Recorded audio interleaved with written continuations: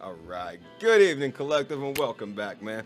Back for another late night tidbit, man. All right. Well, look, I don't have an inspirational quote for this evening, but you guys know how I'm constantly talking about, I'm trying to expand the knowledge, trying to learn more about whatever it is that I can. Well, on that subject matter, constantly delving into the human mind and psychology. You know what I mean? What makes you tick? Like that. Straight up. So, with that being said, I got a little bit of color psychology for you. And like, whenever you're trying to decide on what kind of color maybe for the day that you want to wear, depending on I don't know, maybe where you're trying to go, a crowd of people that you're trying to be with, whatever the circumstance may be. Here's a little information for you, okay? So, they say that wearing black can make you seem more dominant, powerful, and mysterious.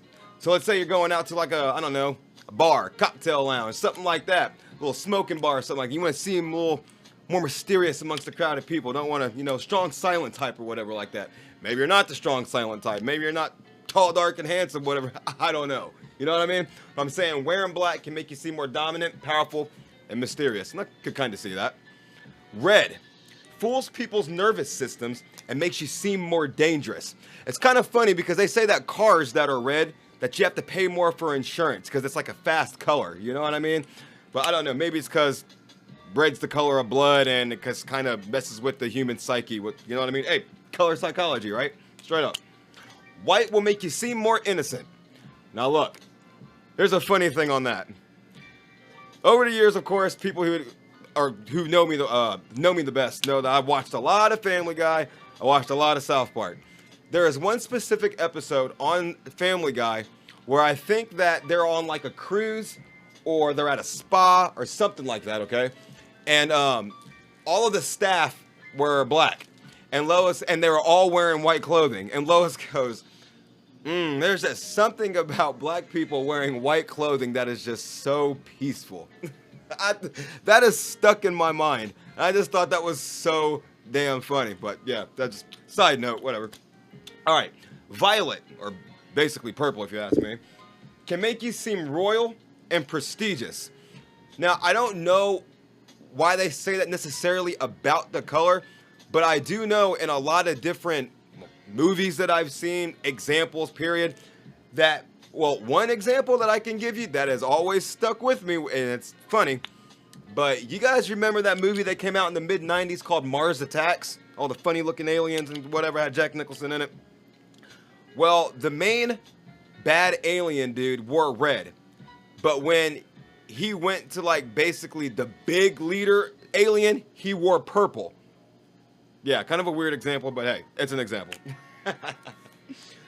Green can make people around you feel more relaxed. I wonder why. Straight up. Yellow makes you seem more optimistic. Makes you seem more bubbly. You know what I mean? I don't know. It's just bright. Whatever. Color psychology. Like I said, I can see where it comes from. If you know, you know. You know what I mean? So, yeah. Blue can make people think you are more trustworthy. I don't necessarily know where that derives from when it comes to that. Maybe because the sky is blue and you look to the sky when you're thinking about God and you trust in that. I don't know. That's what I'm going to derive that to. But hey, I don't know. But yeah, man, those are 7 color psychology facts that you can use, I don't know, in the future on your day-to-day life when you're trying to figure out what kind of color you want to wear. Hey, if you want to seem a certain way, keep these in mind. All right. Also, just for tonight, I'm going to draw one tarot card, see what we get. See if maybe this is the energy that you're in, energy that somebody else could be in, or maybe it could be something that could guide you for the future. Okay? I'm going to draw one, though. Uh-oh. We have the 6 of Cups reversed, and it's abusive generosity, denial of grant, loan, fake charity, extortion. Okay. So, maybe there is somebody who it's kind of not necessarily holding something over your head, but they have a little bit more power over you because they're in charge of your funds, or because there's something that they have that possibly you need for the time being, and they're holding that over you. You know what I mean? That's basically what this card can mean. Or just an abuse of power in some sort of way. Or maybe you're overgiving. You know what I mean? Or maybe you're not being generous enough. One of the two. One of those two. But yeah, 6 of Cups reversed. that is what I got for tonight, man. Hopefully you guys took a little bit more interesting knowledge when it comes to color psychology, you know what I mean? Try to apply it and see what kind of results you get for yourself in your day-to-day life, or just amongst people that you're with, you know what I mean? Take it easy, you guys, and I will catch you guys back here, I don't know, probably tomorrow, but if not, just on the flip. Peace.